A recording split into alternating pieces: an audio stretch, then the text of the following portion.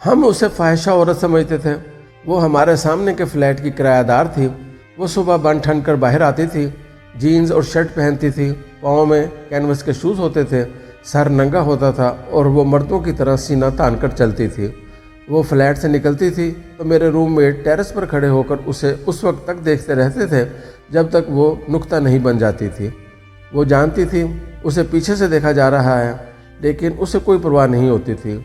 वो बस चुपचाप निकल जाती थी और रात 8 बजे वापस आ जाती थी। मेरे रूममेट शाम 7:45 बजे दोबारा टेरेस पर जम जाते थे। वो दूर से आती थी और आहिस्ता आहिस्ता नुक्ते से पूरी औरत बन जाती थी। वो जब तक दरवाज़ा खोलकर अपने फ्लैट में गुम नहीं हो जाती थी, हम उसे देखते रहते थे। हम रात के वक्त दीवारों के साथ कान लगाकर उसके फ्लैट की आवाज़ें भी सुना करते थे। वो जब कुर्सी खिसकाती थी, वो जब फ्रिज खोलती थी, वो बाथरूम में बाल्टी भरती थी, उसका कमोड का टैंक खाली होता था, या फिर वो पलंग पर छलांग लगाती थी, तो हमें फ़ौरन पता चल जाता था।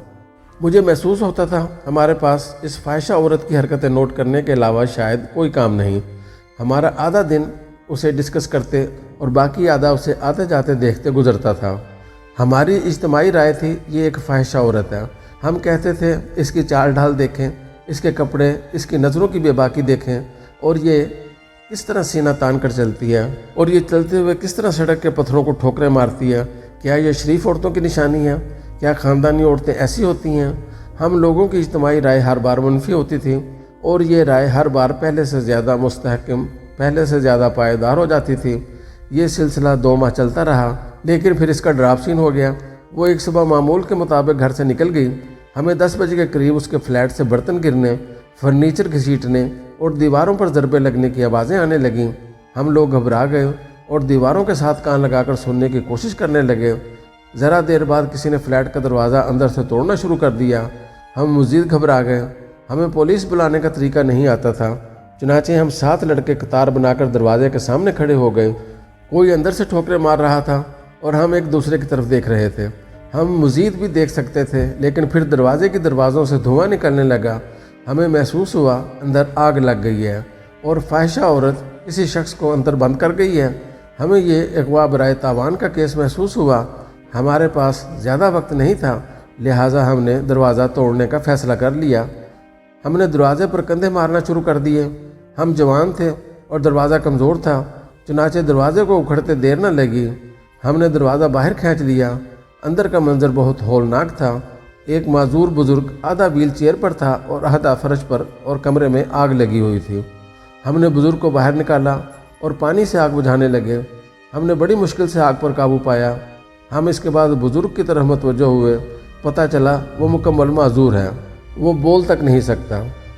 हम बहरहाल उस फ़ाहिशा औरत का इंतज़ार करने लगे। वो आई और टूटा हुआ दरवाज़ा और आग देखकर चीखने लगी। हम उसे लेकर अपने फ्लैट में आ गए। फ़ाहिशा औरत ने बुज़ुर्ग को देखा और वो टूट कर उसे लिपट गई। वो वहशियों की तरह बाबे को चूम रही थी और हम हैरत से उसकी तरफ देख रहे थे। कहानी ने यहाँ से टर्न ले लिया। हमें पता चला वो मंडी बहाउद्दीन की रहने वाली है। वालिद और भाई शुगर मिल में काम करते थे। वालिद, भाई और वालदा किसी अजीज़ की शादी पर जा रहे थे। बस का एक्सीडेंट हुआ। वालदा और भाई जाँ बहक हो गए और वालिद माजूर हो गया। लड़की तालीम छोड़कर वालिद को पालने लगी। जवान थी, खूबसूरत थी, सर पर कोई नहीं था, चुनाचे हर नज़र गर्म होने लगी। वो ख़ुद को शहर में गैर महफूज महसूस करने लगी। वालिद के किसी दोस्त ने मशवरा दिया, तुम लाहौर चली जाओ, नौकरी करो और वालिद की खिदमत करो। वो वालिद को लेकर लाहौर आ गई। लाहौर में भी लोगों की नज़रें मर्दाना थीं। लोग नौकरी बाद में देते थे और हाथ पहले मिलाते थे। वो पाकबाज, इबादत गुजार और पारसा लड़की थी। वो दुखी हो गई। उसे किसी लड़की ने बताया कि हमारे मुल्क के मर्द कमज़ोर औरतों के सामने शेर और ताकतवर के सामने बिल्ली बन जाते हैं। तुम खुद को बाएतमाद और खुली डुली पोज करो, कोई तुम पर मैली आंख डालने की जुर्रत नहीं करेगा। ये बात उसके दिल को लगी और उसने सर से दुपट्टा उतारा और वो सीना तान कर चलने लगी। नताइज हैरान कुन साबित हुए। मर्द उसको देखकर घबराते थे और दाएं बाएं हो जाते थे। ये उसे देखने की जुर्रत भी नहीं करते थे। उसने बताया, हमारे मुआशरे में माजूर वालिद की बेटियां भी गैर महफूज होती हैं। मर्दों को जब पता चलता है औरत का मुहाफ़िज़ उठने बैठने और बोलने तक से माजूर है, तो ये उसको आसान टारगेट समझ लेते हैं। चुनांचे ये अपने वालिद को भी लोगों से छुपाने लगी। उसने घर तब्दील किया। ये रात को वालिद को फ्लैट में लाई और उसे महल्लेदारों से छुपा दिया। یہ اسے صبح کھانا کھلا کر چلی جاتی تھی۔ والد سارا دن ویل چیئر پر رہتا تھا، وہ پیشاب بھی ویل چیئر پر کرتا تھا۔ وہ رات کو آتی تھی، والد کو صاف کرتی تھی، اسے کھانا کھلاتی تھی اور سلا دیتی تھی، اور صبح اسے ناشتہ کرا کر چلی جاتی تھی۔ اس نے بتایا وہ ایک ٹیلرنگ شاپ پر کام کرتی ہے، 10 گھنٹے کام کے بعد اسے 2500 روپے ملتے ہیں۔ یہ 1992 تھا، لہٰذا اس کا ٹھیک گزارا ہو جاتا تھا۔ وہ اس دن غلطی سے استری جلتی چھوڑ گئی تھی، کمرے میں آگ لگ گئی اور والد نے ویل چیئر دروازے پر مارنا شروع کر دی، اور یوں اس کی کہانی کھل گئی۔ مجھے آج بھی اپنی شرمندگی یاد ہے۔ میرے روم میٹ بھی شرمندہ تھے۔ ہم اس وقت سٹرگل کی ایج میں تھے، بے روزگار تھے۔ ہمارے پاس درخواستوں اور انٹرویوز کی تیاری کے علاوہ کوئی کام نہیں ہوتا تھا، لہٰذا ہم نے اس بیچاری کے بارے میں کہانیاں بنانی شروع کر دی تھیں۔ وہ چند دن مزید وہاں رہی اور پھر ایک دن سامان باندھ کر چلی گئی، لیکن ہمارے سینے پر ہمیشہ کے لیے شرمندگی کا داغ چھوڑ گئی۔ میں ایک ہفتے سے ملک میں میرا جسم میری مرضی کا فساد دیکھ رہا ہوں۔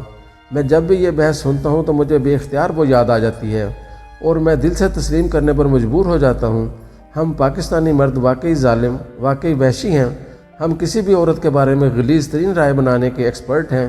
میں حیران ہوں، میرا جسم میری مرضی میں فحاشی، عریانی یا مذہب کی توہین کہاں چھپی ہے؟ کیا مرد کے جسم پر مرد کی مرضی نہیں ہوتی؟ ہم عورت کو صرف جسم کیوں سمجھتے ہیں؟ کیا یہ انسان نہیں؟ اور کیا تعلیم، روزگار اور اظہار رائے میں اس کی مرضی نہیں ہونی چاہیے؟ اسلام دنیا کا واحد مذہب ہے جس نے عورت کو اپنی مرضی سے شادی کرنے اور طلاق لینے کا حق دیا تھا۔